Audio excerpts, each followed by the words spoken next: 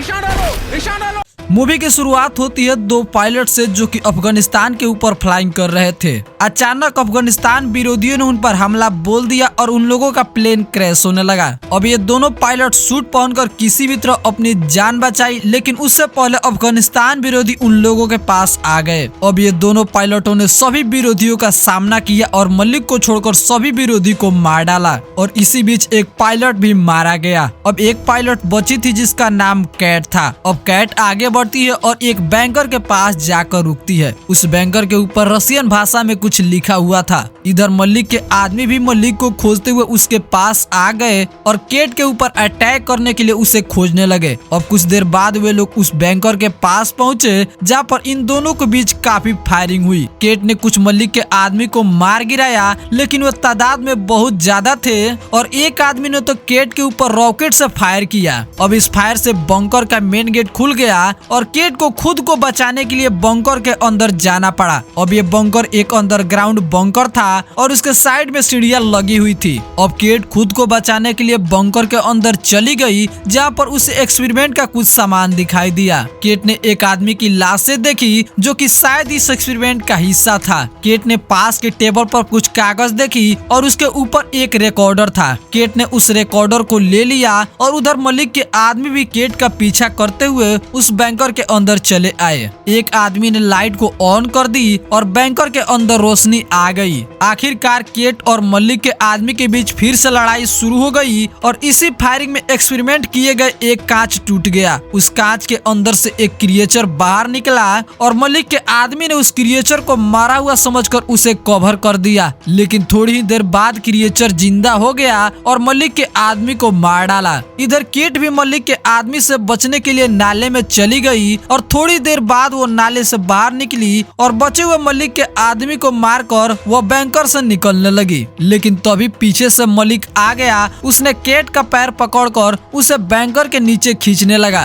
लेकिन तभी पीछे से वो क्रिएचर आ गया और उसने मलिक को भी बुरी तरह से मार डाला। बाद में क्रिएचर ने केट के ऊपर भी हमला किया, लेकिन केट उससे पहले बाहर निकल चुकी थी। केट ने उस क्रिएचर के ऊपर फायरिंग किया और लास्ट में बंकर को चेन से लॉक कर दिया ताकि ये क्रिएचर बाहर न आ पाए। यहाँ पर एक आदमी पहले से था और इस आदमी का नाम कबीर था। अब कबीर ने उस क्रिएचर को देखा और वहाँ से भाग गया। इधर केट भी वहाँ से भागने लगी और कुछ दूर आगे बढ़ने के बाद उसे यूएस फोर्स ने देख लिया। यूएस फोर्स ने चेकिंग के दौरान पता लगा लिया कि उसका पायलट एक मिस है और वह कैट है। यूएस फोर्स कैट को अपने बेस पर ले गई जहाँ पर कैट ने उन लोगों का मेजर फिंच से मिली। कैट ने मेजर को सारी बातें बताई और उन्हें चेतावनी दी कि उन्हें तुरंत यहाँ से निकल जानी चाहिए, लेकिन फिंच को कैट पर विश्वास था ही नहीं और साथ में फिंच ने कैट से उसका टेप रिकॉर्डर भी ले लिया। अब केट फिंच से काफी चिढ़ गई थी तो उसे हुक ने संभाला।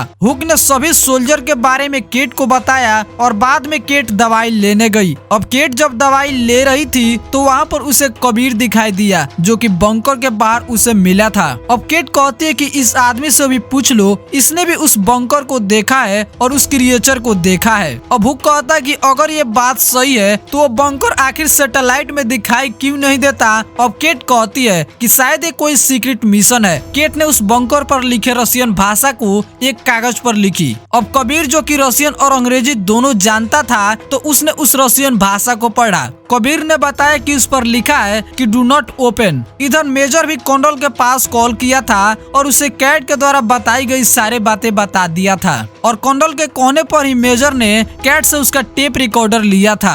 अब मेजर कर्नल से कहता है कि उस बंकर में क्या चल रहा है वह सारी चीजें जानना चाहता है, लेकिन बहरहाल कर्नल ये सारी चीजें छुपा लेना चाहता था। इधर हम बंकर में देखे कि वे सारे क्रिएचर अब जाग चुके थे और वे सारे क्रिएचर अब बाहर निकल रहे थे। कैट ने कबीर से पूछा कि तुम उन विरोधियों के साथ क्यों दे रहे थे। कबीर ने उसे बताया कि आखिर उन विरोधियों के साथ कौन देता है, मैं तो एक ड्राइवर हूँ और मैं किसी आदमी को भी नहीं मारता। साथ में कबीर यह भी कहता है कि अगर मैं उन लोगों का साथ नहीं दिया तो ये लोग मेरे परिवार वाले को मार देंगे। खैर ये बातें हो ही रही थी तभी पीछे से क्रिएचर ने इन लोगों के बेस पर अटैक कर दिए और शायद कॉन्डर ने मेजर को कुछ ऐसा ही बताया था जिससे कि मेजर सोचकर घबरा रहा था। वे क्रिएचर बहुत ज्यादा स्ट्रांग थे, बहुत ज्यादा चालाक भी थे और वे सभी क्रिएचर इन लोगों को छुप छुप कर मार रहे थे। अब एक क्रिएचर कबीर और कैट के टेंट के बीच आ गया। क्रिएचर ने कैट के ऊपर हमला किया। क्रिएचर ने अपने डोंक से कैट के गले को दबा दिया और उसके आंख से कुछ ऐसा चीज निकल रहा था जिससे कि वो शायद कैट के दिमाग को पढ़ रहा था। लेकिन तभी कबीर ने अपने आप को आजाद कर लिया और उसने क्रिएचर को डोंक को काट डाला। बाद में इन दोनों ने उस क्रिएचर को मार डाला। उधर मेजर के कैंप में भी एक क्रिएचर पहुंच गया था और मेजर ने भी हम्बर से उस क्रिएचर के ऊपर मारते मारते उसे मार डाला। अब यहाँ पर बहुत सारे सोल्जर मारे जा चुके थे और बचे हुए सोल्जर के पास हथियार की कमी थी तो वे एक कंटेनर को ओपन करते हैं और उसी में जाकर सभी छुप जाते हैं। इधर हम क्रिएचर को देखते हैं जो कि सभी मरे हुए सोल्जर की बॉडी को ले जा रहे थे और शायद ये उनका भोजन होंगे। अब कंटेनर के अंदर बात हो रही थी कि कबीर के ऊपर ट्रस्ट करनी चाहिए या नहीं करनी चाहिए। कैट कहती है कि कबीर पर हम भरोसा कर सकते हैं क्योंकि कबीर ने उसकी जान बचाई है। हुक भी कबीर पर भरोसा करता है और कहता है कि कबीर के पास कुछ बताने को है तो वो अभी बता दे। अब कबीर कहता है कि शायद उसका जन्म भी नहीं हुआ था तब से रसिया का उसके देश पर राज था, लेकिन एक दिन टूटा हुआ तारा उसके देश में गिरा और सभी देश वालों को लगा कि ये गॉड का साइन है रसिया से लड़ाई जीतने के लिए। पहले तो रशियन इन लोगों पर भारी पड़ रहे थे लेकिन बाद में इन्होंने बहुत सारे हथियार खरीद लिए। लेकिन धीरे धीरे इन लोगों के गांव वाले गायब होने लगे और इस तरह इन लोगों के 45 गांव के लोग गायब हो गए। सभी लोगों को लगा कि शायद ये कोई जानवर है और उसके दादा ने कुछ लोगों को लेकर उस जानवर को ढूंढने के लिए निकला था और आज तक नहीं आया। धीरे धीरे रशियन भी यहाँ से चली गए। अब सुबह होता है, सभी लोग कंटेनर से बाहर निकलते हैं। बाहर सभी सोल्जर्स की बॉडी गायब थी और साथ में क्रिएचर की भी बॉडी गायब थी। अब एक क्रिएचर जो कि अभी भी एक टेंट में पड़ा हुआ था और वे शायद क्रिएचर इसका बॉडी ले जाना भूल गए थे। अब ये सभी लोग उस क्रिएचर को देखते हैं और उसके स्किन को देखकर यह पता लगाया जा सकता है कि ये अपने बॉडी को रिकवर कर सकता है और इसे मारने के लिए इसे सर पर मारना होगा।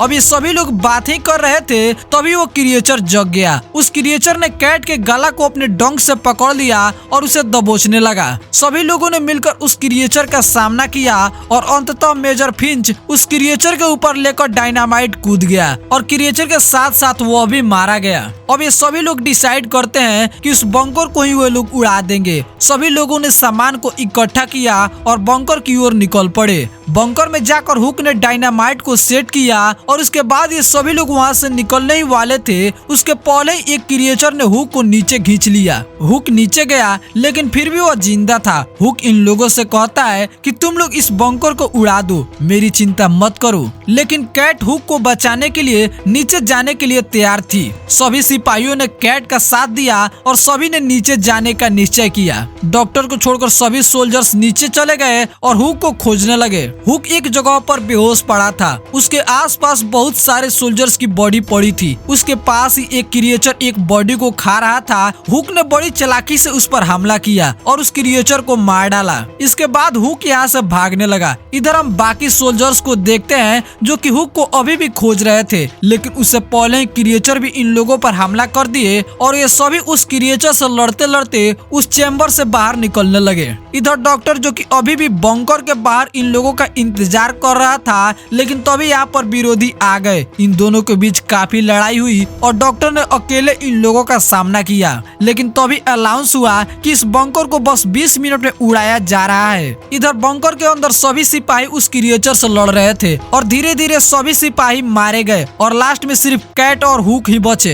इधर विरोधियों की संख्या ज्यादा थी तो उन्होंने डॉक्टर्स को पकड़ लिया। वो वीडियो बना ही रहे थे लेकिन उससे पहले कैट और हुक यहाँ पर आ गए और सभी विरोधियों को मार गिराया। पता चला कि कुछ ही मिनट के अंदर इस खंडर को उड़ा दिया जाएगा तो सभी लोग एक गाड़ी में बैठकर वहाँ से भागने लगे। कुछ ही मिनट के बाद इस रेगिस्तान में एक धमाका हुआ और उस खंडर को उड़ा दिया गया। इसी के साथ सारे विरोधी यहाँ पर मारे गए और सभी क्रिएचर भी यहाँ पर मारे गए और लास्ट में डॉक्टर हुक और सिर्फ कैट ही बचे।